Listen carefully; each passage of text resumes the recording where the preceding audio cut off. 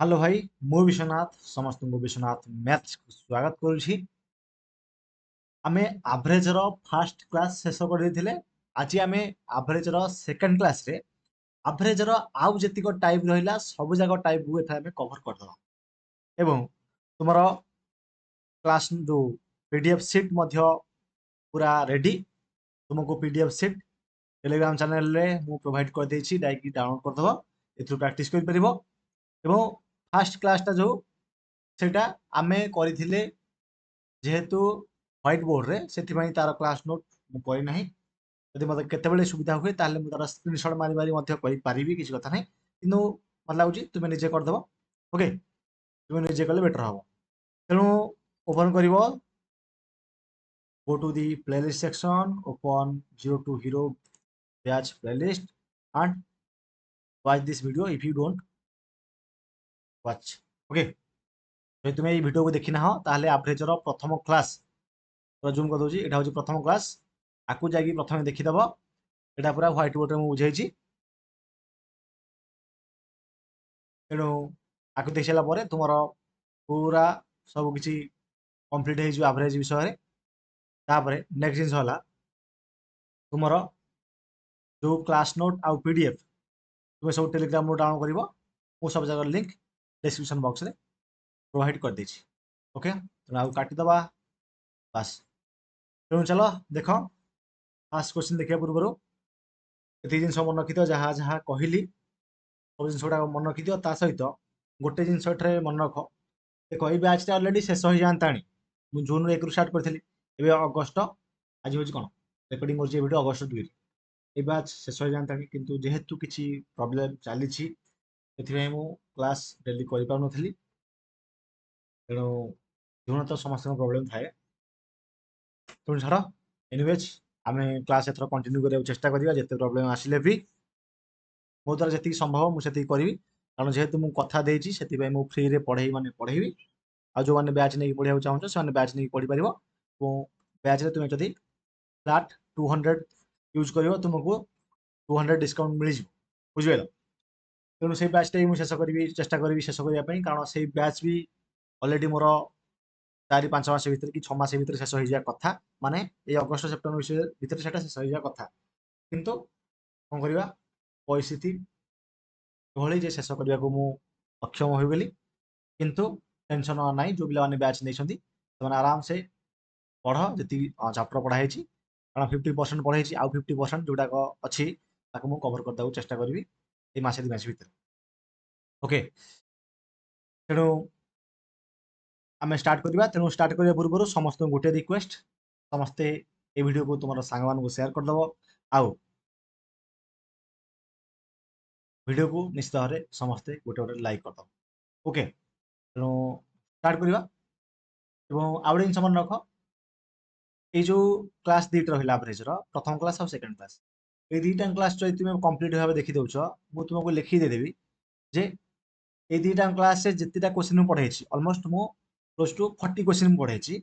ये 40टा क्वेश्चन को जब तुम भल भाव प्राक्ट कर दौच, तुमको जो लेवल क्वेश्चन देले जमतिया क्वेश्चन देले भी तुम्हें आराम से सॉल्व कर पार। तेणु ये 40टा क्वेश्चन सॉल्व कला प्रीवियस क्वेश्चन देख आड़ेब, जेकोसी एग्जाम हो, तुम ओडिशा पुलिस हो कि एसआई हो कि आरआई हो कि सीजीएल हो कि एसओर हो कि एसएससी हो, आड़ेब जब न आस मत बुझल। तेणु चलो स्टार्ट करवा आज क्लास को। तेणु देख, मुझे बेसिक अप्रोच कह डाटा स्मार्ट अप्रोच कौन, कारण बेसिक क्वेश्चन कर। ओके, ये गोटे नुआ type deviation method type. Deviation में 2टी टाइप अच्छी। गोटे कौन हम मानकर 10टार एवरेज किसी सी 3टार एवरेज देथिबो मानकर वाई आउ पचार आउ 7टार एवरेज केते। किंतु सेकंड टाइप रे कौन हम 10टार एवरेज जदि एक्स देथिबो, 5टार एवरेज होची वाई, 6टार एवरेज होची एक्स, ताले एवरेज केते ये से केते बहुत यात्रा अछि। पचार क्वेश्चन आंसर आमे सॉल्व करियो डोंट टू।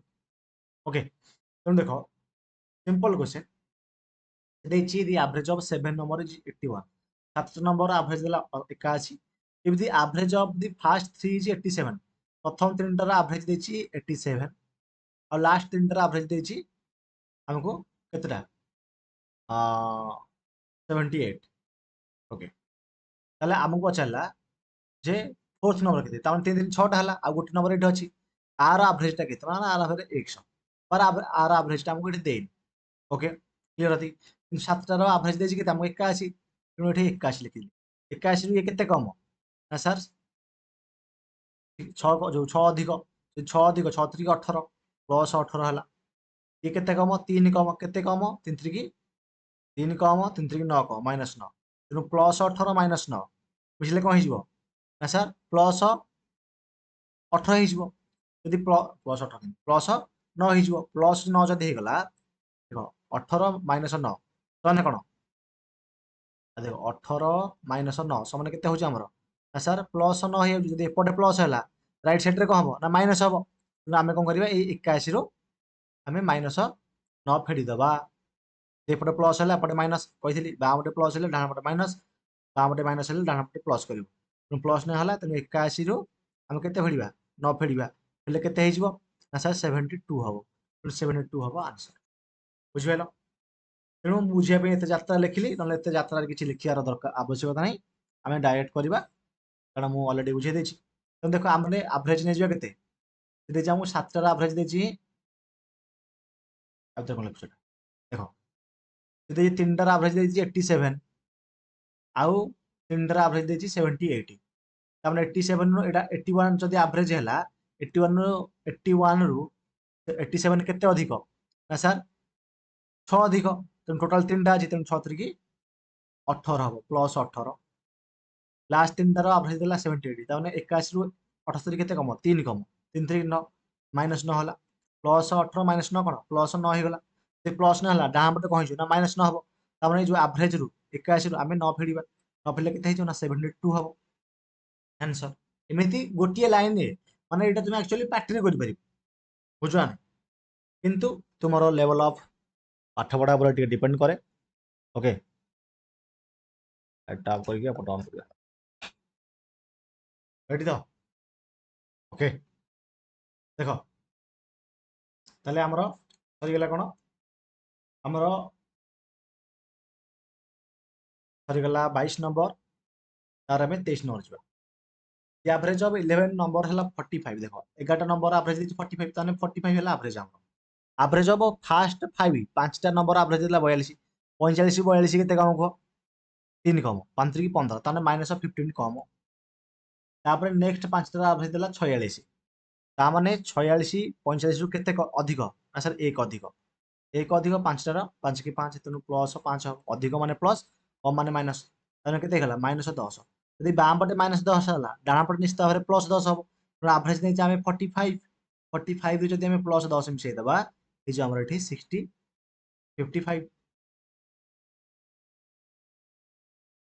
बुझी पारिलो ना कार अछि डाउट जो पिला न बुझिपारछ ସେମାନେ ଏମିତି କରିପାରିବ ଯେ 5ଟାର ଆଭରେଜ ଦେଇଛି 42 ଆଉ 5ଟାର ଆଭରେଜ ଦେଇଛି 46 ଓଭରଅଲ୍ ଆଭରେଜ ହେଲା 45 ମାନେ 45 ରୁ କେତେ କମ 42 ଟା ତାର ଆଉ ଗୋଟେ କର ଆମ ଆଭରେଜ ପଚାରିଛି ଏକର ଆଭରେଜ କେତେ ଆମକୁ ପଚାରିଛି 45 ଦୁହେ 3 କମ 3 ପଞ୍ଚା 15 ତେଣୁ ମାଇନସ 15 ଇଏ 1 ଅଧିକ ପ୍ଲସ 5 ମାଇନସ 15 ପ୍ଲସ 5 ତାମାନେ କେତେ ହେଉଛି ନା ସାର୍ ମାଇନସ 10 ଯଦି ଏପଟେ ମାଇନସ 10 ହେଲା ତାପଟେ ସାର୍ କଣ ହେଇଯିବ ନା ପ୍ଲସ 10 ହବ ତାହେଲେ 45 एक्चुअली एटा प्लस 10 भाई ए जो 1 टा नै कि भाई 1 आमे हरिबा ना कारण एटा गोटाकर देछि हमकु गोटाकर एवरेज तो एठी 2 थांदा भाई 2 करथांदे 3 थिले भाई 3 करथांदे ए ऊपर क्वेश्चन ने भी सेम जिंस हला ए ऊपर क्वेश्चन ने भी सेम जिंस अप्लाई एटा तो मु पूर्व क्लास रे ऑलरेडी बुझेछि तेणु 10 को 1 रे हरिया जा न हरियाता तेणु 45 10 मिसले केते हे गला ना 45 10 मिसले हमरा 55 हे गला देखो ए लेखा लेखा विभिन्न प्रकार तुमे तुम निज स्टाइल ले भी तुमे लेखा बाहर कर परिबो बुझिपाइलो किंतु सॉल्यूशन सेम क्लियर तापरे एथरा हम देखिबा नेक्स्ट क्वेश्चन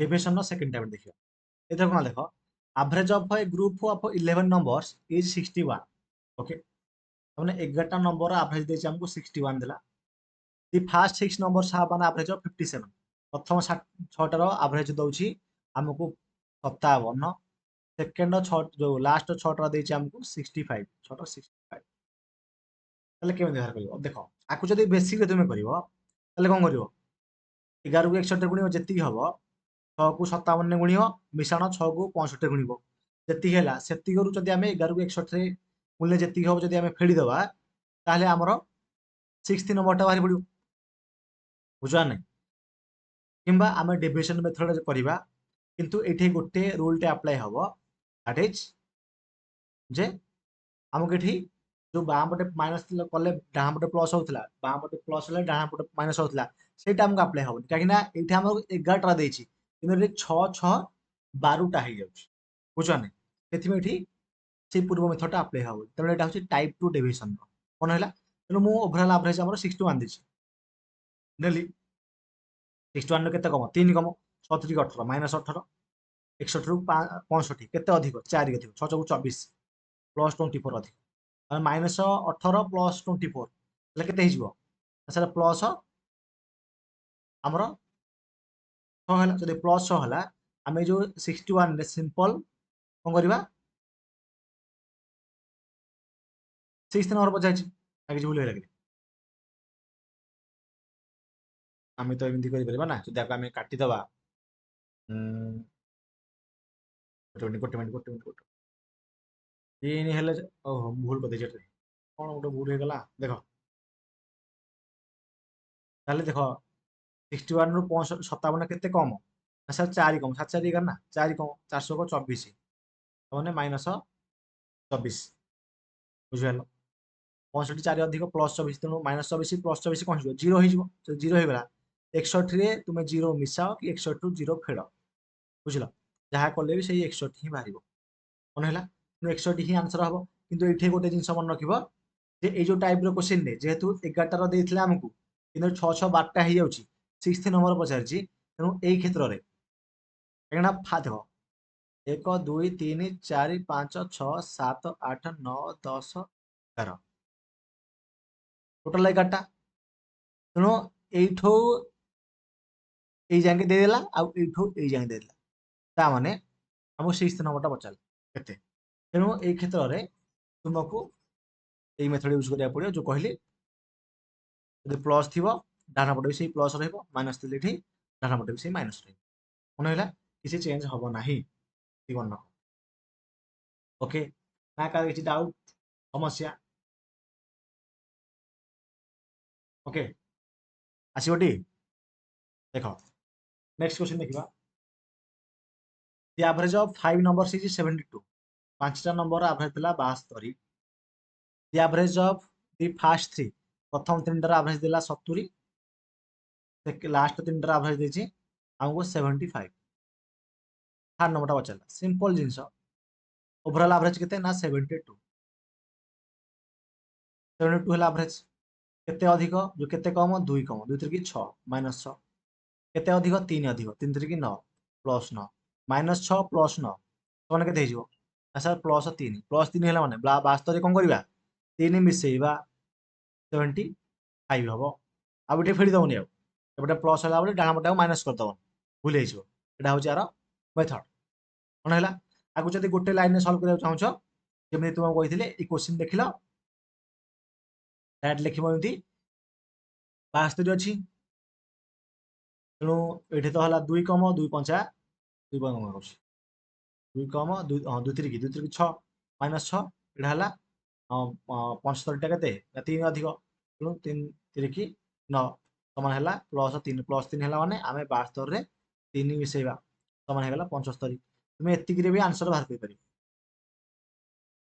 एतिकी रे तुमर आंसर बाहरिबो किबा एई मेथड जो लेखाटा एमति लिखि परिबो जेमिति तुम अनुसार तुमे पेन आ पेपर न यूज कले भी एहार आंसर बाहर क्लियर ना कार समस्या डाउट कोन अछि कहि परिबो what is the average of all natural numbers from 1 to 70 के तापर वर तुम गोटे सूत्र कहया पड़ियो बुझिल कि एटा मो पेड कोर्स कथा बुझिल कि ई तो पढ़ा होची आज योर डिमांड देखो सिंपल जिंस रे भाई आमे जदी कन्सेक्यूटिव माने कोन रे consecutive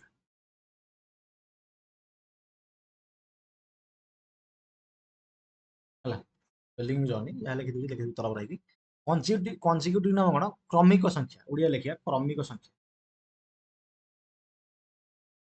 ଦେଖ ମୁଁ ମାନଙ୍କର 1 ମିଶାଣ 2 ମିଶାଣ 3 ମିଶାଣ 4 ଏମିତି କରିକା n ମାନେ ଅସଂଖ୍ୟ ସଂଖ୍ୟା ଅଛି ଆଉ ଯଦି ମୁଁ ସମ୍ ଟା ବାହାର କରିବି କ'ଣ ବାହାର କରିବି ସମ ବାହାର କରିବି ଯୋଗଫଳଟା ବାହାର କରିବି ତାହେଲେ କ'ଣ ହବ ନା ସାର୍ ଆମେ ଜାଣିଛେ n whole into m plus 1/2 ଆକୁ ମନେ ରଖ ଏଇଟା ତୁମର ନମ୍ବର ସିଷ୍ଟମରେ ବି ପଢିବା ଆମେ ଏବଂ ଏଇଟା ଇମ୍ପୋର୍ଟାଣ୍ଟ ତା ସହିତ ତାର ଯୋଉ ଆଭରେଜଟା କେତେ ସେଇଟା ମଧ୍ୟ ଇମ୍ପୋର୍ଟାଣ୍ଟ ତେଣୁ ଆଭରେଜ କେମିତି ବାହାର କରିବା ତେଣୁ n ନମ୍ବର ମନେକର n ନମ୍ବର ଦେଇଥିବ n ପ୍ଲସ୍ 1/2 n ନମ୍ବର ତେଣୁ ଆମେ n ରେ ହରିଦେବା ଯଦି n ରେ ହରିଦେବା n କୁ n କଟିଗଲେ ରହିଲା କେତେ ସାର୍ n ପ୍ଲସ୍ 1/2 ରହିଲା ତେଣୁ ଆକୁ ମନେ ରଖିବ n ପ୍ଲସ୍ 1 ହେଲା ପ୍ରଥମ ଥିଲା a ଠାରୁ n ପର୍ଯ୍ୟନ୍ତ ତାପରେ ଆଉ ଗୋଟେ ଜିନିଷ କ'ଣ ଆଉ ଗୋଟେ ଜିନିଷ କ'ଣ କରିପାରିବ ତମେ କହୁଛି ଦେଖ ଆଉ ଗୋଟେ ହଉଛି ଯେ ଫାଷ୍ଟ ନମ୍ବର ମିଶାଣ ଲାଷ୍ଟ ନମ୍ବର ବାଇ 2 କରିଦେଲେ ବି ତମର ଯୋଉ ଆଭରେଜଟା ବାହାରି ପଡିବ ଏଇଟା ଗୋଟେ ହେଲା ସୂତ୍ର ତାପରେ ହେଲା ପ୍ରଥମ ସୂତ୍ର ହେଲା ଦ୍ୱିତୀୟ ସୂତ୍ର 3 ନମ୍ବର ତ ଗୋଟେ ବେସିକ ଜାଣିଛ ବେସିକଟା କ'ଣ ନା ସମ ବାଇ ଟୋଟାଲ ନମ୍ବର ସମ ଅଫ ଅବଜରଭେସନ୍स ବାଇ ଟୋଟାଲ ନମ୍बर ଅଫ ଅବଜରଭେସନ୍स এটা ବାହାର କଲେ ବି ଏଟା ଆଭରେଜ ଏଟା ଆମେ ଷ୍ଟାର୍ଟିଂରୁ ଆମେ ପଢିଛେ କ୍ଲିୟର ତିନିଟା ତାପରେ ଆଉ ଗୋଟେ ହେଲା 4 ନମ୍ବର ହେଲା ମିଡିଲ ନମ୍ବର କେମିତି ଦେଖ ମୁଁ ଗୋଟେ ଜଷ୍ଟ ଏକ୍ସାମ୍ପଲ ତୁମକୁ ବୁଝାଉଛି ଯାହାଦ୍ୱାରା ତୁମର ବେଟର ଅଣ୍ଡରଷ୍ଟାଣ୍ଡିଂ ହେଇଯିବ ଦେଖ ମୁଁ ଏଇ ସବୁ ଯାକ ସୂତ୍ରରେ ମୁଁ କରେଇବି ଲେଟ୍ସ ସପୋଜ ଗୋଟେ क्वेश्चन ଦେଲି ଯେ 1 2 3 ଅଛି ଆଭରେଜ କେତେ ବୁଝିପାରିଲ ତାହେଲେ ଦେଖ ଯଦି ଆମେ ପ୍ରଥମେ କ'ଣ କରିବା ଆକୁ ସବୁ ଯାକ ମିଶେଇ ଦେବା ସାର୍ 1 ପ୍ଲସ୍ 2 ମିଶାଣ 3 ତିନିଟାକୁ ମିଶେଇ ଦେଲେ ଟୋଟାଲ ନମ୍ବର ହେଉଛି 3 କାରଣ ସାର୍ 2 1 3 3 6/3 ଆଭରେଜ ହେଲା ଆମର 2 ବାହାରିଲା ସେକେଣ୍ଡ ସୂତ୍ର କ'ଣ ହେଲା ନା ସାର୍ n ପ୍ଲସ୍ 1/2 କାରଣ n କେତେ ନା ସାର୍ n ହେଉଛି 3 n ମାନେ ଯୋଉଟା ଲାଷ୍ଟ ସଂଖ୍ୟା ହେଲା 3 ମିଶାଣ 1/2 ତାମାନେ 4/2 ସମାନ 2 ହେଲା ତାର 3 ନମ୍ବର ସୂତ୍ର ହେଲା ଯେ ଫାଷ୍ଟ ଆଉ ଲାଷ୍ଟ ନମ୍ବର ଫାଷ୍ଟ ନମ୍ବର କେତେ 1 ମିଶାଣ ଏଠି ହେଲା ବେସିକଟା ହେଲା ବେସିକରେ ଗଲେ ଲେଖିଲି ତାପରେ ଏଇଟା ଥାର୍ଡଟା ହେଲା ଆମର ଫାଷ୍ଟ ପ୍ଲସ୍ ଲାଷ୍ଟ ବାଇ 2 ତାହେଲେ ଫାଷ୍ଟ ନମ୍ବର ହେଉଛି 1 ମିଶାଣ ଲାଷ୍ଟ ନମ୍ବର ହେଉଛି 3/2 ସମାନ 4/2 ସମାନ 2 ତାହେଲେ ଫୋର୍ଥଟା ହେଉଛି ମିଡିଲ ନମ୍ବର ତେଣୁ ମିଡିଲ ନମ୍ବରରେ କ'ଣ ହବ ଦେଖ ମିଡିଲ ନମ୍ବର ବି 2 ପ୍ରକାର ଆମର ଆସିପାରିବ ଯେମିତିକି ଏଠି ମିଡିଲ ନମ୍ବର କେତେ 1 ଆଉ 2 3 ଭିତରେ ମିଡିଲ ନମ୍ବର ହେଉଛି 2 ହେଲା ଲେଟ୍ ସପୋଜ ସାର୍ ଏଇଟା ତ ଆପଣ କରିଦେଲେ ମନେକର ଏଇନୁକା ଦେଇଥାନ୍ତା 1 2 3 4 ଦେଇଥାନ୍ତା ତାହେଲେ କ'ଣ ହେଇଥାନ୍ତା ନା ଏଇ ଜିନିଷଟା କଲେ କେତେ ହେଇଯିବ 1 2 3 4 କେତେ ହେଲା 4 3 7 2 9 1 10 ତେଣୁ ଏଠି 1 ନମ୍ବର ସୂତ୍ର କଲେ 10 ବାଇ ଆମର ଦେଖ 1 ଲେଖୁଛି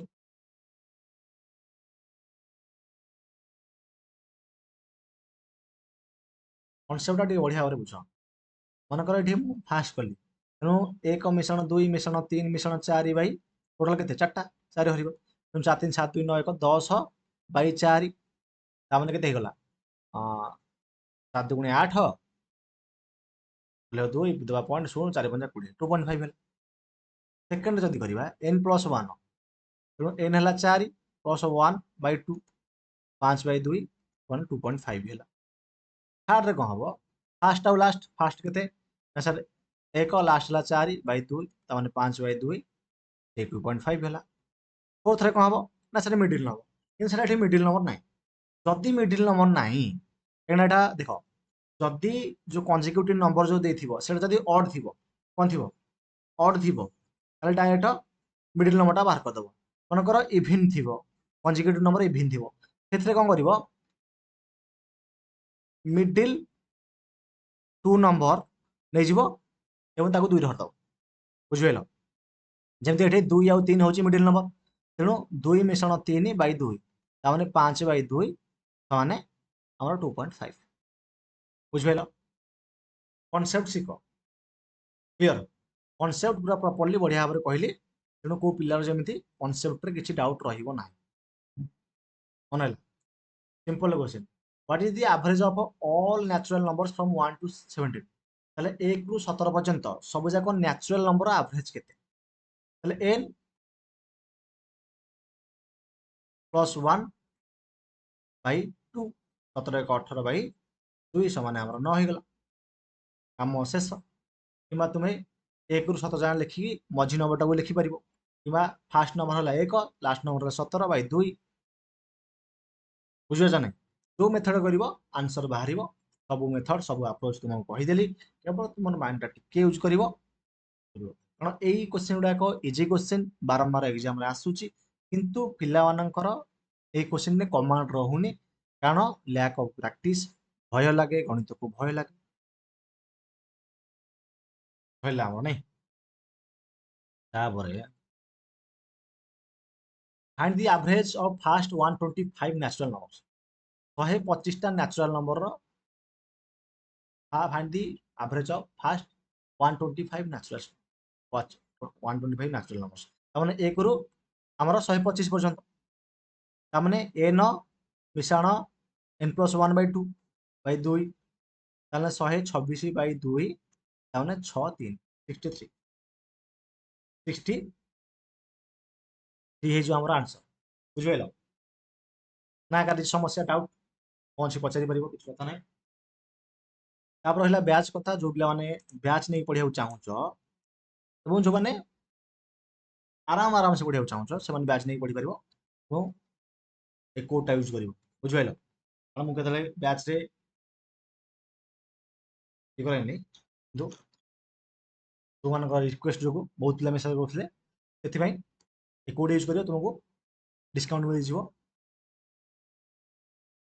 जो माने इंटरेस्टेड, जो पिला पाखे टाइम अच्छी पढ़िया 4 मास 6 मास देखिए आराम से पढ़िया चाहूँ से माने पढ़ी पारिबो धीरे धीरे। आ मन रख तरबर हेले किछि होबो, पूरा आराम से पढ़ी। मु तुम ପାଇଁ ଗୋଟେ 60 ଦିନର କି 90 ଦିନର ଗୋଟେ ଷ୍ଟ୍ରାଟେଜି ମଧ୍ୟ ଆଣିଦେବି, ଯାହା ଦ୍ୱାରା ଯଦି ତୁମର ପେସେନ୍ସର ସହିତ ପଢିବ, ମାନେ ସେମିତି ଯଦି ପଢିବ, ଯୋଉ ଷ୍ଟ୍ରାଟେଜି ଆଣିବି ସେ ଅନୁସାରେ ତୁମର ସିଲାବସ୍ ବହୁତ ବଢିଆ ଭାବରେ କମ୍ପ୍ଲିଟ୍ ହେଇଯିବ ଏବଂ आराम से तुमର ସିଲେକ୍ସନ ବି ହେଇଯିବ। ରିଭିଜନ କେମିତି କରିବ ସେ ଉପରେ ମଧ୍ୟ ମୁଁ ଭିଡ଼ିଓ ବନଉଛି। ବୁଝିପାରିଲ? ତେଣୁ ବ୍ୟାଚ୍ କୋଉଠି ମିଳିବ? ବିଶ୍ୱନାଥ ମ୍ୟାଥ୍ସ ଆପ୍ଲିକେସନରେ ମିଳିବ। ଯୋଉମାନେ ଇଣ୍ଟରେଷ୍ଟେଡ୍ ସେମାନେ ନେଇପାରିବେ। କିନ୍ତୁ ମନେ ରଖ 50% ସିଲାବସ୍ ଶେଷ ହେଇଛି, record batch not live batch. ଆଉ ଆଗକୁ ସେଟା ମୁଁ ଏବେ ପଢେଇବି ସିଲାବସ୍। ଆଉ ଯୋଉ 50% ଆରିଥମେଟିକ୍ ର ପୋର୍ସନ ଅଛି, ଓ ଆଡଭାନ୍ସ ର ମେନ୍ସୁରେସନ ଆସୁଛି, ତାପରେ ଟ୍ରିଗୋନୋମେଟ୍ରି ବି ଆସୁଛି ହେରି, ତାକୁ ବି ଆମେ କହିବୁ।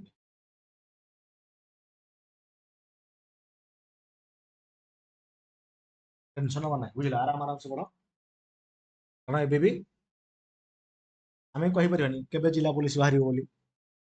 ମତେ ଲାଗୁଛି ଡିସେମ୍ବର ଲାଷ୍ଟ ୱିକରେ ବାହାର କରିବେ ବୋଲି, କିନ୍ତୁ ଏମିତି ବି ହେଇପାରେ ଅଗଷ୍ଟରେ ବାହାର କରିଦେବେ, ସେପ୍ଟେମ୍ବର ବାହାର କରିଦେବେ। ଆମେ ଭାଇ କିଛି କହିପାରିବାନି, ଆମେ ବି ଆଜ୍ୟୁମ୍ କରିପାରିବାନି କନଫର୍ମ ଭାବରେ। କିନ୍ତୁ ପୂର୍ବ ବର୍ଷ ଗୁଡାକ ଟ୍ରେଣ୍ଡ ଗୁଡାକୁ ଦେଖିଲେ ଆମେ ଜାଣିପାରିବା ଯେ ସେ ଡିସେମ୍ବର ଆଡକୁ ଯଦି ବାହାର କରିବେ ବାହାର କରିବେ। ତା ପୂର୍ବରୁ ବାହାର କରିଦେଲେ ଭଲ, କିନ୍ତୁ ଆମେ କଣ କରିପାରିବା? ଆମ ହାତରେ କଣ ଅଛି? Find the average of 102 even numbers. ତେଣୁ ଇଭିନ୍ ନମ୍ବର ପାଇଁ ଗୋଟେ ତ ଦେଖ, ଇଭିନ୍ ଇଭିନ୍ ନମ୍ବର ଗୁଡାକ ନା ଏକ କଣ ଇଭିନ୍ ନମ୍ବର କଣ ଆମର 2 4 6 ଏମିତି ହେଇକା 2n ପର୍ଯ୍ୟନ୍ତ ଥିବ। ଆର ସମ୍ ଟା କଣ ବାହାରିବ ଆମେ ଜାଣିଛେ ନା କଣ? ନା sir n whole into n plus 1 ହେଲା ସମ୍। ଯଦି ଆମେ ଆଭରେଜ ବାହାର କରିବା, n whole into n plus n ଯଦି n କଟିଯିବ, ଯଦି ଆମର n କଟିଯିବ, ତାହେଲେ ଆମର ଖାଲି ରହିବ କେତେ? n whole into n plus 1 କୁ ଆମେ n ଟା ମାନେ ହରିଦବା, n ପ୍ଲସ୍ 1 ରହୁଛି ନା, ତେଣୁ n ପ୍ଲସ୍ 1 କଣ ହେଲା? ତାକୁ ମନେ ରଖ। ତେଣୁ ଏହା ତାର ସୂତ୍ର, ଯେମିତିକି ଦେଇଛି find the average of first 102 even numbers. ପ୍ରଥମ 102ଟା ଇଭିନ୍ ନମ୍ବରର ଆଭରେଜ କେତେ? ତାହେଲେ ଆଭରେଜ କ'ଣ ନା n ପ୍ଲସ୍ 1, ତାମାନେ 102 ପ୍ଲସ୍ 1 ତାମାନେ 103। କେତେ ମଜାଦାର କ୍ୱେଶ୍ଚନ, ତୁମେ ନିଜେ ଭାବ। Find the average of first 165 even numbers. 165 plus 1 166। କାମ ଶେଷ। ବୁଝିପାରିଲ ନା କାହାର କିଛି ଡାଉଟ୍?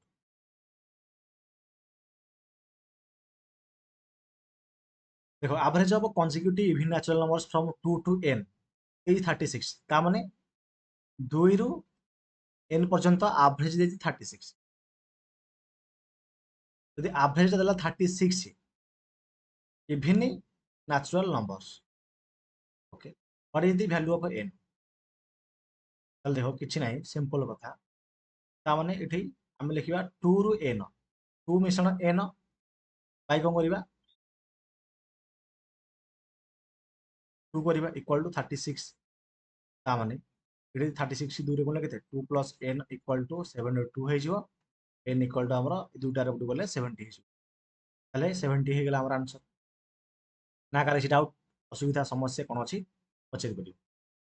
तापरे नेक्स्ट देखला ऑड नंबर। ऑड नंबर पाई देखो ऑड नंबर गुडा को सर 1 मिश्रण 3 मिश्रण चलियो बुझवानी।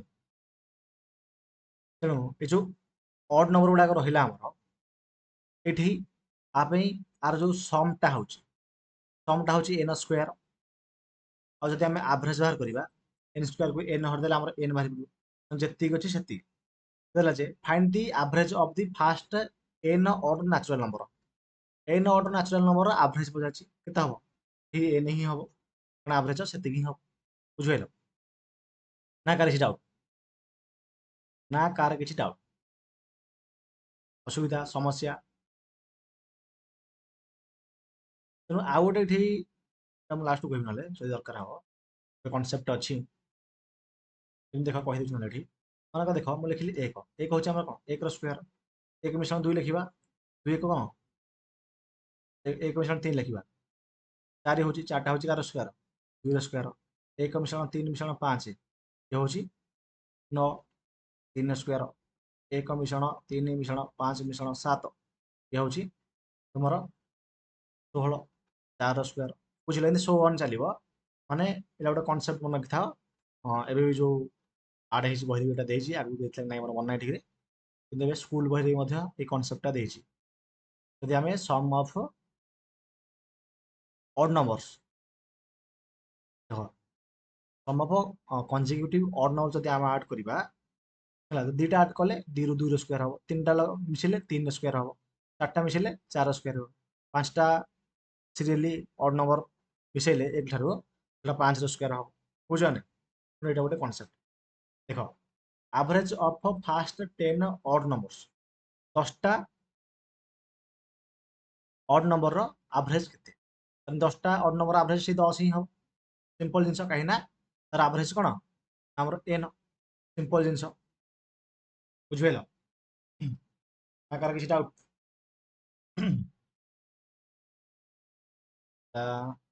The average of 7 consecutive odd numbers is 63.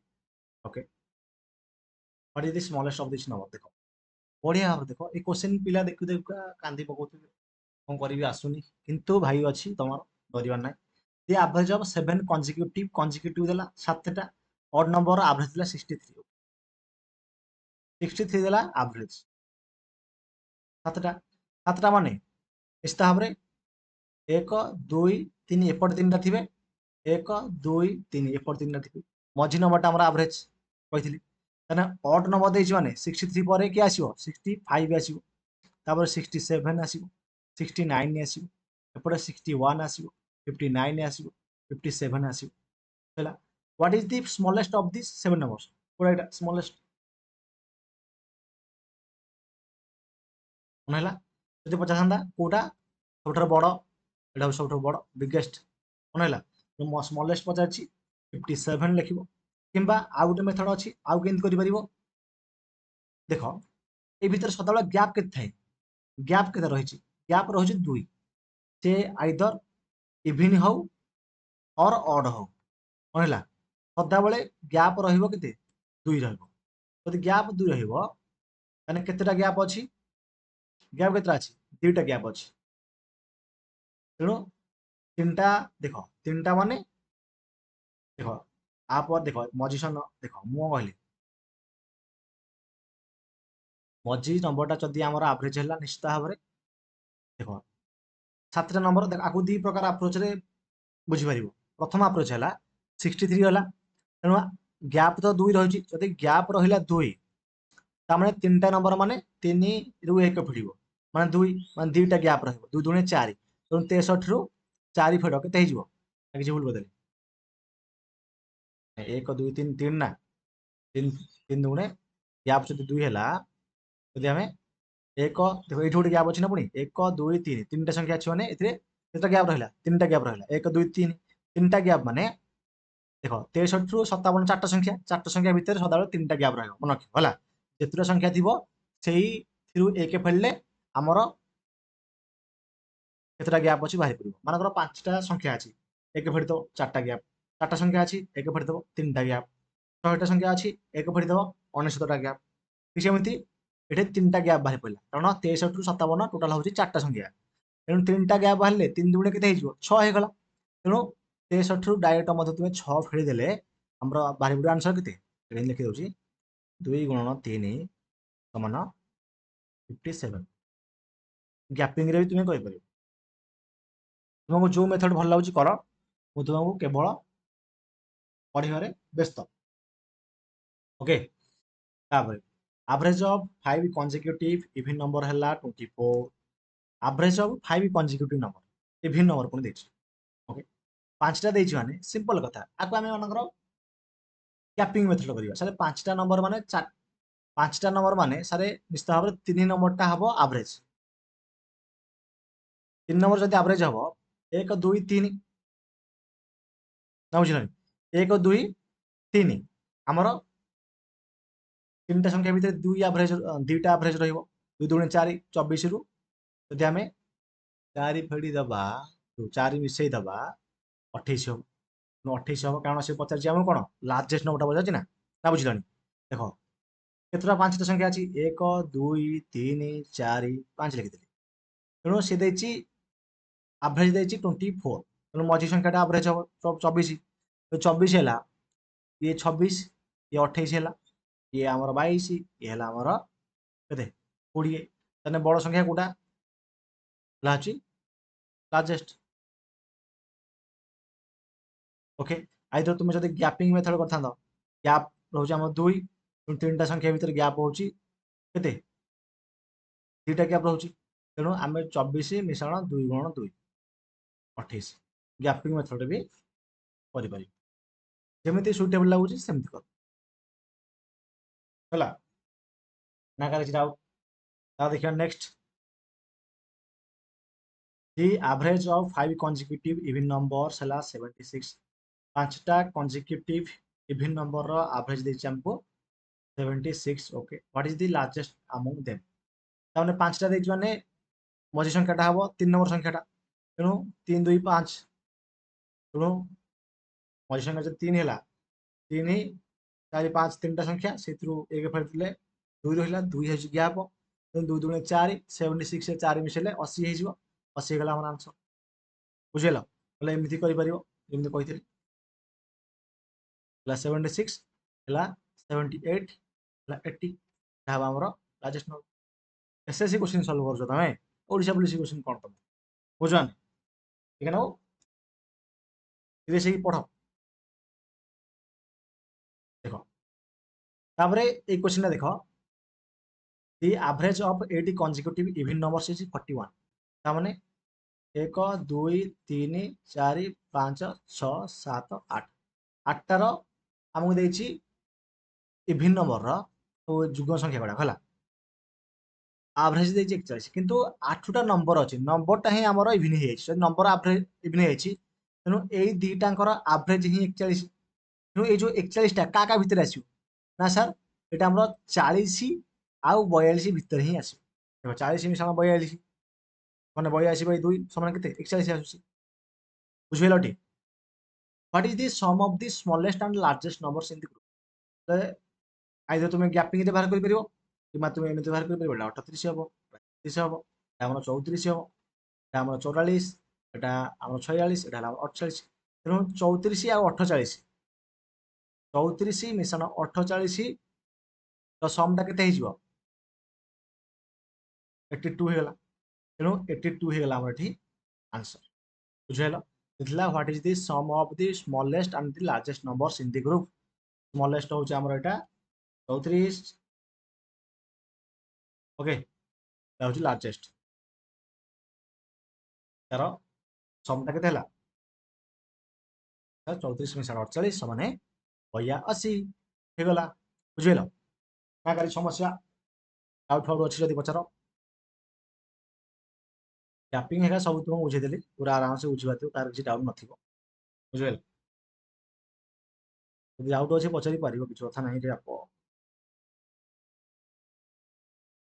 ଦେଖ ତାପରେ ଆଉ ଟିକେ ନା କହିଦେଉଛି ଏଠି ମୁଁ।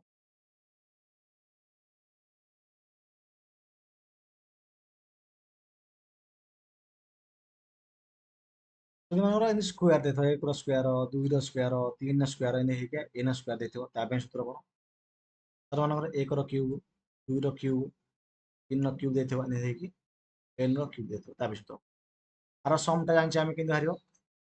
n whole into n plus 1 whole into 2n plus 1 by 6 এটা ବାହାରିବ ଆମର n whole into n plus 1 by 2 ଟୋଟାଲଟାର ସ୍କୋୟାର।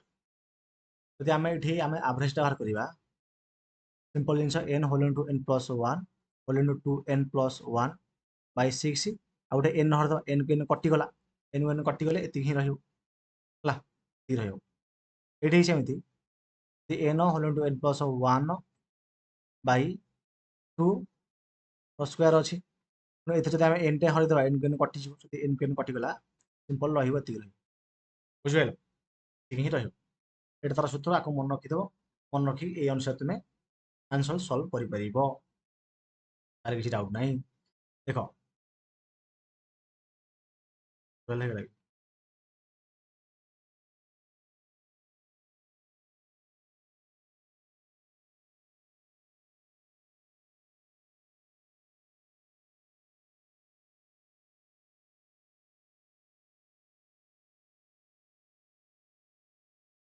ଦେଖ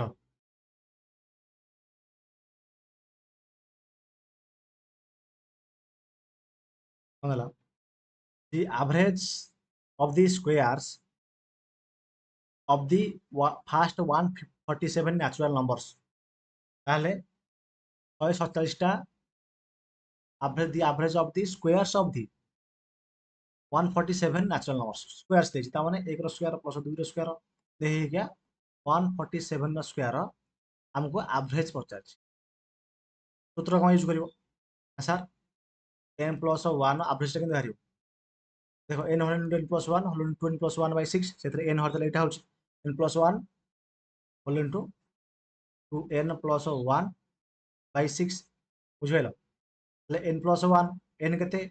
ନା 147, 1 148 ଗୁଣ 2n, 2n ମାନେ 147 ଦୁଗୁଣେ କେତେ?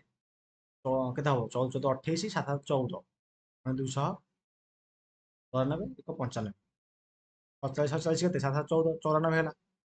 100 100 200 294, 1 95, 295 ହେଲା। 295 ବାଇ 6, ଆକୁ କାଲକୁଲେସନ କର। ଆକୁ କାଲକୁଲେସନ କଲେ 7200 ଏତିକି ବାହାରିବ। ତ ଏତିକି ବାହାରିବ, ତୁମେ ଚେକ୍ କରିଦେବ। 7200 କେତେ? 73.67 ବାହାରିବ ଆନ୍ସର। କ୍ଲିୟର? ନା କାହାର ଅଛି ଡାଉଟ୍? ଏ ତ ବାହାରିବ ଆଉ। ଓକେ, ତୁମେ ଏଟା ନିଜେ କାଲକୁଲେସନ କର। ତାପରେ ଆମେ ଦେଖିବା 38 number. The average of the cubes of first 9 natural numbers, ମାନେ 1 ର କ୍ୟୁବ୍ ମିଶ୍ରଣ 2 ର କ୍ୟୁବ୍ ମିଶ୍ରଣ 3 ର କ୍ୟୁବ୍, ଏମିତି ହେଇକା 9ଟା ନ୍ୟାଚୁରାଲ ନମ୍ବର କ୍ୟୁବ୍ କେତେ? ଆଭରେଜଟା କେତେ ହବ? ତାହେଲେ କ'ଣ କରିବା ନା sir n plus 1 n hundred n plus 1 by 2 ର ସ୍କୋୟାର କରିବା କଥା, କିନ୍ତୁ ଆମେ ଏମିତି କରିବା ତାର ସ୍କୋୟାରଟାକୁ ସୂତ୍ର ଅନୁସାରେ। ଏଠି n ପ୍ଲସ୍ 1 ବାଇ 2 ର ହୋଲ୍ ସ୍କୋୟାର। ତା ମାନେ ଏଠି ଦେଖ n କେତେ ସାର୍ 9 ମିଶ୍ରଣ 1 ମାନେ 10 ବାଇ 2 ର ସ୍କୋୟାର ତାମାନେ 5 ର ସ୍କୋୟାର ଡାଇରେକ୍ଟ লিখিପାରିବ 25 ଭୁଲ ହେଇଗଲା ଭୁଲ ହେଇଗଲା ଦେଇଛି the average of the cubes of first 9 natural numbers ପ୍ରଥମ 9ଟା ନ୍ୟାଚୁରାଲ ନମ୍ବର କ୍ୟୁବ କେତେ ଓକେ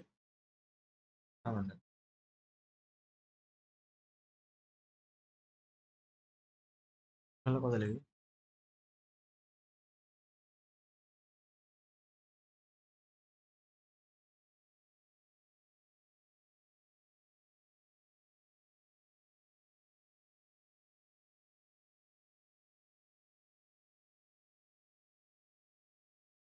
ଏ ଯୋଉ ଭୁଲ ଭାଲ ଅଛି ବୋଧେ ହୁଁ ତମର ଠିକ ହେଲା ତ କେତେ ବାହାରିବ କେତେ ନମ୍ବର ହେଲେ ଆପଣ ଯଦି ଆମେ ଆରମିତି କରିବା ସମଟା ଯଦି ଆମେ ଦେଖିଛେ n whole into n plus 1 by 2 ର ହୋଲ୍ ସ୍କୋୟାର ହେଲା ତାହେଲେ n କେତେ ନା ସାର୍ 9 ଇଣ୍ଟୁ 9 ପ୍ଲସ୍ 1 ମାନେ 10 ବାଇ 2 ର ହୋଲ୍ ସ୍କୋୟାର କରିବା ଏଠି ଏଠି 9 ର ସ୍କୋୟାର ହେଇଗଲା 10 ର ସ୍କୋୟାର କେତେ ହେଲା 100 ହେଇଯାଉଛି 100 ବାଇ ଏ ଆମର କେତେ ହେଲା 2 ର ସ୍କୋୟାର ହବ 2 ର ସ୍କୋୟାରଟା ହବ ତାର ଉଠିଲା ପରେ ଇଣ୍ଟୁ 9 ଅଛି ଗୋଟେ ଆମେ n ଲଗେଇବା ଲଗେଇଲେ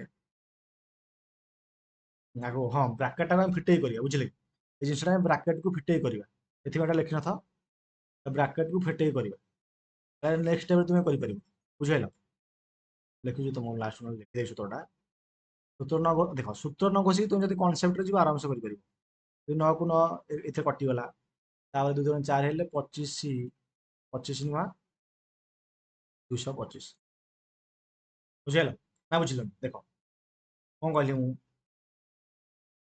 ସିମ୍ପଲ ଜିନିଷ ଦେଖ ସୂତ୍ରଟା ହଉଛି ଆମର ଏତିକି ନା ନାଇଁ ସୂତ୍ରଟା ଯଦି ଏହା ହେଲା ଆମକୁ 9ଟାରେ ପଚାରିଛି ତାହେଲେ 9 ଲେଖିଲେ ଏଠି କ'ଣ 9 1 10 ବାଇ 2 ର ଟୋଟାଲର ହୋଲ୍ ସ୍କୋୟାର ତାମାନେ ଦେଖ ଏଇଠି ଯଦି ମୁଁ n କରିଦେବି n ର ସ୍କୋୟାର ଆମକୁ ବାହାର କରିବାକୁ ପଡ଼ିବ 9 ସ୍କୋୟାର ତ କଟିଯିବ ନା ତେଣୁ ଏଇଟା ଫିଟେଇକି ଆମେ n ଧରିବା ନା ଏଇଟା ଫିଟେଇକି n ଧରିବା ବୁଝିଲେ କି ତେଣୁ 9 ର ସ୍କୋୟାର ଗୁଣ 10 ର ସ୍କୋୟାର ବାଇ ଏଠି 2 ର ସ୍କୋୟାର ଏତିକି ହେଲା ତାପରେ ଆମେ ଏଠି ଗୁଣ ଗୋଟେ n ଟା ହରିବା ଯଦି ଏଇ ଯୋଉ n ଟା ହରିବା ସେ n ଜାଗାରେ ଆମେ କେତେ ପକେଇଲେ ଏଇ n ଜାଗାରେ ଆମେ ପକେଇଲେ 9 କାହିଁକିନା n ଟା ହଉଛି ଆମର 9 9 କୁ ଏଠି ଗୋଟେ ସ୍କୋୟାର କଟିଗଲା ତେଣୁ 2 2 4 ଏ ଦେଖ ଆଉ ଗୋଟେ ଷ୍ଟେପ୍ କରିଦେଉଛି ତେଣୁ 9 ଗୁଣ 10 ସ୍କୋୟାର 100 ହେଲା ଏ 2 2 4 ହେଲା ଏବେ କାଟିଲେ 25 25 ନୂଆ 25 ନୂଆ କେତେ 225 ବୁଝିପାରିଲ ତେଣୁ ଏଠି ଆମର ଏଇ ଜିନିଷଟା ଭୁଲ ହେଇଥିଲା ଯେ ତମେ କ'ଣ କରିବ ଏଠି ଦେଖ ଏଠି କିଛି ସ୍କୋୟାର ନଥିଲା କିନ୍ତୁ ଏଠି ପ୍ରଥମେ ସ୍କୋୟାରଟାକୁ କାଟିବାକୁ ପଡ଼ିବ ତାମାନେ ଦେଖ n ଇଏ କରିଦେଲେ n ସ୍କୋୟାର ହେଇଗଲା n ପ୍ଲସ୍ 1 ର ଏଠି ସ୍କୋୟାରଟା ହେଇଗଲା ବାଇ ଏଠି 2 ର ସ୍କୋୟାର ହେଲା ତାପରେ ଯାଇକି n ଏମିତି ତାର ସୂତ୍ରଟା ହବ ବୁଝିପାରିଲ ଏମିତି ହିଁ ତାର ସୂତ୍ରଟା ହବ ତେଣୁ ସୂତ୍ରଟା ଏମିତି ମନେ ରଖନି ତୁମେ ଏଇଟାକୁ ମନେ ରଖ ଏଇଟାକୁ ମନେ ରଖିଲା ପରେ ଏଇ ଅନୁସାରେ ତୁମେ ତାକୁ ୟୁଟିଲାଇଜ କରିବ କୋଉଠି ଏକ୍ସାମ ମନେ ହେଲା ବୁଝିବ ନା ବାଗେଇକି ଆଉ ନହେଲେ କେମିତି ହବ ବୁଝିଗଲ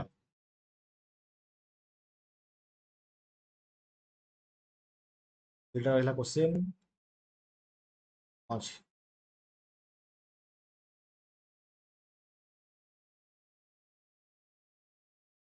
The average of 50 numbers ହେଲା 23 if each number is multiple ଗୋଟେ କନସେପ୍ଟ ଶିଖ ଏ କନସେପ୍ଟ ବି ଆଗରୁ ବାରମ୍ବାର କହିଛି ଆମେ ଯେକୌଣସି ନମ୍ବରରେ ଯଦି ଆମେ ଦେଖ ପ୍ରତ୍ୟେକ ନମ୍ବର ଯଦି ଗୁଣି ହେଲା ତାହେଲେ ଆଭରେଜରେ ବି ଗୁଣି ହବ ଯଦି ନମ୍ବରରେ ମିଶା ହେଲା ଆଭରେଜରେ ମିଶା ହବ ନମ୍ବରରେ ଫେଡ଼ା ହେଲେ ଆଭରେଜରେ ଫେଡ଼ା ହବ ନମ୍ବରରେ ହରା ହେଲେ ଆମର ଆଭରେଜରେ ବି ହରା ହବ ହେଲା କନସେପ୍ଟ ଯେମିତିକି ହେଲା ଯଦି ଆଭରେଜ ଅଫ୍ 50ଟା ନମ୍ବର ହେଲା 23 50ଟା ନମ୍ବରର ଆଭରେଜ ଦେଇଛି ଆମକୁ 23 50 ନମ୍ବର ଆଭରେଜ ଦେଇଛି ଆମକୁ ନା 23 ଯଦି ପ୍ରତ୍ୟେକ ନମ୍ବର ମଲ୍ଟିପ୍ଲାଏଡ୍ ବାଇ 13, ଯଦି ଏଇ ଯୋଉ ନମ୍ବର ଗୁଡ଼ାକ ଏଇ ଯୋଉ ଉପର ନମ୍ବର ଅଛି ଏଥିରେ ପ୍ରତ୍ୟେକ ନମ୍ବର ଆମେ 13 ଲେଖେ ଗୁଣିଦେବା ଯେତେ ନମ୍ବର ଅଛି, ତାହେଲେ ନୂଆ ଆଭରେଜ କେତେ ହବ? ସାର୍ ଏଇ 23ରେ ଆମେ 13 ଗୁଣିବା, ବୁଝିପାରିଲ? କନସେପ୍ଟ ଅନୁସାରେ ଯଦି ନମ୍ବରରେ 13 ଗୁଣିବା ତାହେଲେ ଆଭରେଜ 13 ଗୁଣିବା, ତେଣୁ ଆଭରେଜ ହଉଛି 23। 23କୁ ଯଦି ଆମେ 13 ଗୁଣିବା ସେଥିରେ 39, 9 ରଖିନେଲା 3, 3 2 26, 9 9 6 15, କ'ଣ ବୁଝିଗଲା? ସେଥିରେ 39 9 ରଖିଲା 3, 3 2 26, 3 7 9 9 299, ବୁଝିପାରିଲ? 299 ହବ ଆନ୍ସର, ଦେଖୁଛ ନା ନାଇଁ? ପାଠ ଶିଖ ଲାଗିବା। ତାପରେ ଆମର ଲାଷ୍ଟ ନମ୍ବର ଦେଖିବା, ଏଇଟା ବି ଗୋଟେ ଥିବ ବୋଧେ ଲାଗୁଛି। The average marks of 14 students is 65.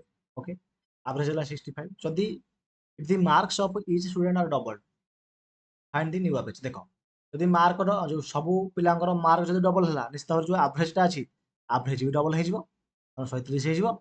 ତେଣୁ ଏଗୁଡ଼ାକ ହାଲୁଆ କ୍ୱେଶ୍ଚିନ୍। ଏବେ ଆରପିଏଫ୍ କନଷ୍ଟେବଲରେ ଆସିଥିଲା, ତାପରେ ତମର ଏଇଟା କୋଉଥିରେ ଆସିଥିଲା, ସିଏଚଏସଏଲ ଆସିଥିଲା। ତ ସିଏଚଏସଏଲ, ଏସଏସସି, ସିଜିଏଲ, ସିପିଓ ସବୁର କ୍ୱେଶ୍ଚିନ୍ ତମେ ସଲ୍ଭ କରୁଛ, ଓଡ଼ିଶା ଗଭର୍ଣ୍ଣମେଣ୍ଟ ଏକ୍ଜାମର କ୍ୱେଶ୍ଚିନ୍ ଆସିବନି କି? ତେଣୁ ସେମିତିଆ ଲେଭଲ ତୁମକୁ ବନା ହେଉଛି। ତ ସେଥିପାଇଁ କହିଲି ଏଠାରେ ଆମର ଟୋଟାଲ 40ଟା କ୍ୱେଶ୍ଚିନ୍ ଶେଷ ହେଇଗଲା, ସବୁ ଯାକ କ୍ୱେଶ୍ଚିନ୍ ଯୋଉ ସବୁ ଯାକ କନସେପ୍ଟ ଫାଇନାଲି ଆମର ଶେଷ ହେଇଗଲା। ଆଉ ଏଇ କନସେପ୍ଟ ଉପରେ ଯୋଉ ମାନେ ଯେତିକି ଯୋଉ 40ଟା କ୍ୱେଶ୍ଚିନ୍ ମୁଁ ପଢେଇଛି, ଏଇ କ୍ୱେଶ୍ଚିନ୍ ଗୁଡାକୁ ଯୋଉ ପିଲା ବାରମ୍ବାର ପଢିଲା, ମୁଁ ତ କ'ଣ କହିଲି, ବହି କିଛି ଦରକାର ନାହିଁ, ମ୍ୟାଥ ଟିଚରଙ୍କ ଠାରୁ ପଢ, ଜଣେ ଟିଚରଙ୍କ ଠାରୁ ପଢ, ଏବଂ ଯାହା ପଢୁଥିବ ତାକୁ ନୋଟ୍ ଡାଉନ୍ କର, ତାକୁ ରିଭାଇଜ କର। ତେଣୁ ଏଇ 40ଟା କ୍ୱେଶ୍ଚିନ୍ ଯୋଉ ମୁଁ ପଢେଇଲି ଆଭରେଜରେ ଦୁଇଟା କ୍ଲାସରେ, ଏ ଦୁଇଟା କ୍ଲାସ ବି କମ୍ବାଇନ୍ କରିକି ମୁଁ ଅପଲୋଡ କରିବି। ତେଣୁ ସେଇ ପିଲା ଆଭରେଜରେ କେବେ ବି ହାରିବ ନାହିଁ। ମାନେ ଏମିତି କନସେପ୍ଟ କହିଛି ତୁମକୁ ଏଠାରେ, ଯେମିତିକି ପାରାଲାଲ ଲାଇନ୍ ମେଥଡ଼ ତୁମେ ଜାଣିନଥିବ କ'ଣ, ବୁଝିଲ କି? ପାରାଲାଲ ଲାଇନ୍ ମେଥଡ଼ରେ ଯୋଉ ରିପ୍ଲେସମେଣ୍ଟର ଯୋଉ କ୍ୱେଶ୍ଚିନ୍ ଥିଲା ତାକୁ ବି ସଲ୍ଭ କରିହବ, ମୁଁ ସେଟା କହିନି। ଆଗକୁ କେତେବେଳେ କୌଣସି କ୍ଲାସ୍ ଯେତେବେଳେ କରିବି ଆଗକୁ ମୁଁ କହିବି। ତେଣୁ ନୂଆ ନୂଆ ଆପ୍ରୋଚ୍ ଅଛି, ଯଦି ଭଲ ଆପ୍ରୋଚ୍ ଶିଖିବାକୁ ଚାହୁଁଛ ତୁମେ ଚ୍ୟାନେଲକୁ ଆସିକି ସଦାବେଳେ କ୍ଲାସ୍ ଦେଖିପାରିବ। ତେଣୁ ଆଜିର କ୍ଲାସ୍ କେମିତି ଲାଗିଲା ନିଶ୍ଚିତ ଭାବରେ ତୁମେ କମେଣ୍ଟ ବକ୍ସରେ କମେଣ୍ଟ କରି ଜଣାଇବ। ଆଉ ମୋ ରିକ୍ୱେଷ୍ଟ, ଏଇ ଭିଡ଼ିଓକୁ ତୁମର ସାଙ୍ଗମାନଙ୍କୁ ନିଶ୍ଚିତ ଭାବରେ ସେୟାର କରିଦେବ, ଯାହାଦ୍ୱାରା ସମସ୍ତେ ଏ କ୍ଲାସ୍କୁ ଦେଖିପାରିବେ। ଆଉ କ୍ଲାସ୍ ନୋଟ୍ ଆଉ PDF ସିଟ୍ ତୁମେ ଯାଇକି ଏବେ ଯାଇକି ଟେଲିଗ୍ରାମ ଚ୍ୟାନେଲରୁ ଡାଉନଲୋଡ୍ କରିଦିଅ। ଆଉ ଏଥର ମୁଁ ଚେଷ୍ଟା କରୁଛି ରେଗୁଲାର ତୁମର କ୍ଲାସ୍ ଆଣିବା ପାଇଁ, କିଛି ନହେଲେ ବି ସପ୍ତାହକୁ 5ଟା କ୍ଲାସ୍ ତ ଆଣିବି ତୁମମାନଙ୍କ ପାଇଁ। ଆମେ ଜଲ୍ଦି ଜଲ୍ଦି ଶେଷ କରିଦେବା, ଜଲ୍ଦି ଶେଷ କଲା ପରେ ପୁଣି ଆଉ ଗୋଟେ ସିରିଜ୍ ଷ୍ଟାର୍ଟ କରିବା, ବୁଝୁଛ ନା ନାଇଁ? ତେଣୁ ଆଉ ଯାହା ବି ପଚାରିବାର ଅଛି ମୋତେ ତୁମେ କମେଣ୍ଟ ବକ୍ସରେ ପଚାରି ପାରିବ। ଆଉ ଯୋଉ ଟପିକ୍ ଉପରେ ଭିଡ଼ିଓ ଦରକାର ବା ଯାହା ଡାଉଟ୍ ଅଛି ସେଇଟା ତୁମେ ପ୍ରପର କମେଣ୍ଟ କରିକି, ବଡ଼ କମେଣ୍ଟ କରିକି ଲେଖ। ଲେଖିଲେ ମୁଁ ଦେଖ, ମୁଁ ସବୁ କମେଣ୍ଟ ପଢୁଛି, ସେଇ କମେଣ୍ଟ ଅନୁସାରେ ମୁଁ ପିକ୍ କରିକି ମୁଁ ତୁମ ପାଇଁ ଭିଡ଼ିଓ ଆଣିଦେବି, ତାର ସଲ୍ୟୁସନ୍ ଆଣିଦେବି। ମନେ ହେଲା? ଓକେ, ଏତିକି ଆମର ସରିଗଲା। ଆଉ ମେନ୍ ଜିନିଷ ରହିଲା ଆମର ଗଲା ବ୍ୟାଚ୍ କଥା। ଯୋଉ ପିଲାମାନେ ବ୍ୟାଚ୍ ନେଇକି ପଢିବାକୁ ଚାହୁଁଛ ସେମାନେ SAT 200 କୁପନ କୋଡ୍ ୟୁଜ୍ କରିବ, ତୁମକୁ ଡିସ୍କାଉଣ୍ଟ 200 रुपीज ମିଳିଯିବ। ତା ସହିତ ଏଇ ଯୋଉ ବ୍ୟାଚ୍ ରହିଛି ଏଟା ହେଉଛି ଗୋଟେ ରେକର୍ଡେଡ୍ ବ୍ୟାଚ୍, କେବଳ ରେକର୍ଡିଂ ଭିଡ଼ିଓ କ୍ଲାସ୍ ଅପଲୋଡ଼ ହେଉଛି। ଓନ୍ଲି 50% ସିଲାବସ୍ ମୁଁ ଶେଷ କରିଛି, ଏବଂ ଆଉ ଯୋଉ 50% ରହିଲା ବହୁତ ଜଲ୍ଦି ତୁମର ଶେଷ ହେଇଯିବ। ମାସେ 2 ମାସ ଲାଗିବ କିନ୍ତୁ ଶେଷ ହେଇଯିବ। ଏକ୍ଜାମ ପୂର୍ବରୁ ତ ଶେଷ ହେଇଯାଇଥିବ। ଯୋଉମାନେ ନେଇକି ପଢିବାକୁ ଚାହୁଁଛ ସେମାନେ ବ୍ୟାଚ୍ ନେଇକି ମଧ୍ୟ ପଢିପାରିବ। ନା କ'ଣ କିଛି? କେମିତି ଲାଗିଲା କ୍ଲାସ୍, କନସେପ୍ଟ କେମିତି ଲାଗିଲା? ନିଶ୍ଚିତ ଭାବରେ ଏ କମେଣ୍ଟ ବକ୍ସରେ ଜଣେଇଦେବ। ଆଉ ସାଙ୍ଗମାନଙ୍କୁ ତ ସେୟାର କରିଦେବ, ପଢିବ ଆଉ ନକଲେ କେମିତି ହବ, ବୁଝୁଛ ନା ନାଇଁ? ଆଉ କ'ଣ କହିବା?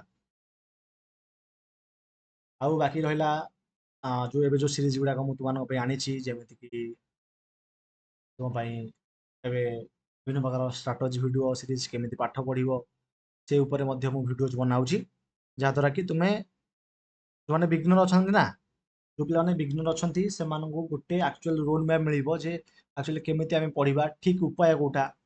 କାରଣ ପିଲା ଏମିତି କେହି ପଢୁନାହାନ୍ତି, ଖାଲି ରନିଂ କରିବାକୁ ଯିବେ, ପାଠ ପଢିବେନି, ଭାଇ ଆମର ଚାକିରି ହଉନି, କମିଶନ ଅଛି, କେମିତି ହବ? ମୁଁ ତୁମକୁ କହିଲି ଯଦି ତୁମେ ମ୍ୟାଥ, ଇଂଲିଶ, ଓଡ଼ିଆ, ରିଜନିଂ এই চারটা সবজেক্ট স্ট্রଙ୍ଗ କରିଦେଲ କମ୍ପ୍ୟୁଟର ତ ଅଟୋମେଟିକ ହେଇଯିବ। ଦେଖ ମ୍ୟାଥ, ଇଂଲିଶ, ଓଡ଼ିଆ ତିନିଟା ସବଜେକ୍ଟ ଯୋଉ ପିଲା ଷ୍ଟ୍ରଙ୍ଗ କରିଦେଲା ତାର ସିଲେକ୍ସନ 100%। କାରଣ ରିଜନିଂ ସମସ୍ତଙ୍କୁ ଆସିବ, ଓଡ଼ିଶା ଜିକେ ଯେଉଁମାନେ ସେ ପଢ଼ିକି ମନେ ରଖିଥିବ, କମ୍ପ୍ୟୁଟର ବି ତ ଆସୁଛି ସମସ୍ତଙ୍କୁ, ଓଡ଼ିଆ ବି ଆସିବ, କିନ୍ତୁ ଓଡ଼ିଆ ଯୋଉମାନେ ହାଲକେଇ ନେଉଛନ୍ତି ପଢ଼ୁନାହାନ୍ତି ସେମାନେ କରିପାରୁନାହାନ୍ତି, ବୁଝିଲେ। ସେଥିପାଇଁ ମ୍ୟାଥ ଇଂଲିଶ ହେଲା ଫାଷ୍ଟ, ତାପରେ ଓଡ଼ିଆ, ତାପରେ ରିଜନିଂ, କମ୍ପ୍ୟୁଟର, ଓଡ଼ିଶା ଜିକେ ଏମିତି। ତେଣୁ ମ୍ୟାଥ ଇଂଲିଶ ସବୁଠୁ ଯଦି ଅଧିକ ଇମ୍ପୋର୍ଟାଣ୍ଟ ଦେଖିବା ମ୍ୟାଥ ଇଂଲିଶ ଆଉ ଏଇ ଯୋଉ ଦୁଇଟା ସବଜେକ୍ଟ ହେଉଛି ସବୁଠୁ ଇମ୍ପୋର୍ଟାଣ୍ଟ, ତାପରେ ହେଲା ଓଡ଼ିଆ। ଓକେ, ତେଣୁ ମ୍ୟାଥ ଇଂଲିଶ ଏଇ ଦୁଇଟା ସବଜେକ୍ଟ ଯୋଉ ପିଲାର ଷ୍ଟ୍ରଙ୍ଗ ରହିଲା ସିଏ ସ୍କୋର କରିଦେବ। ତା ସହିତ ଓଡ଼ିଶା ଜିକେଟା ବି ଟିକେ ତୁମକୁ ପଢ଼ିବାକୁ ପଡ଼ିବ, ହାଲକେଇକି ନେବାକୁ ପଡ଼ିବନି। କାରଣ ଷ୍ଟେଟ୍ ଗଭର୍ଣ୍ଣମେଣ୍ଟରେ ଏବେ ଭଲ ଲେବୁଲର କୋଶ୍ଚିନ୍ ଆସୁଛି।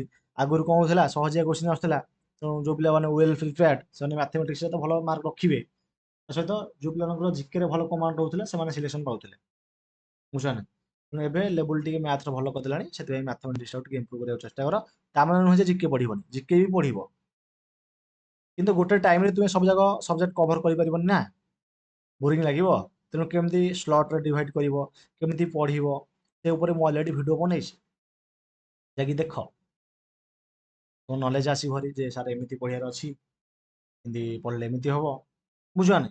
ସବୁ ଟେକ୍ନିକ୍ ଗୁଡ଼ାକ ମୁଁ ଅଲରେଡ଼ି କହିଛି। ଓକେ, ତାହେଲେ ଆଶା କରୁଛି ପ୍ରତ୍ୟେକ କ୍ଲାସ୍ ଭଳିଆ ଏଇ କ୍ଲାସ୍ଟାକୁ ମଧ୍ୟ ବହୁତ ଭଲ ପାଇବା ମିଳିବ, ବହୁତ ପିଲା ଦେଖିବେ, ବହୁତ ପିଲାମାନଙ୍କୁ ସେୟାର କରିବେ ବୋଲି ମୋର ଆଶା ରହୁଛି। ଧନ୍ୟବାଦ।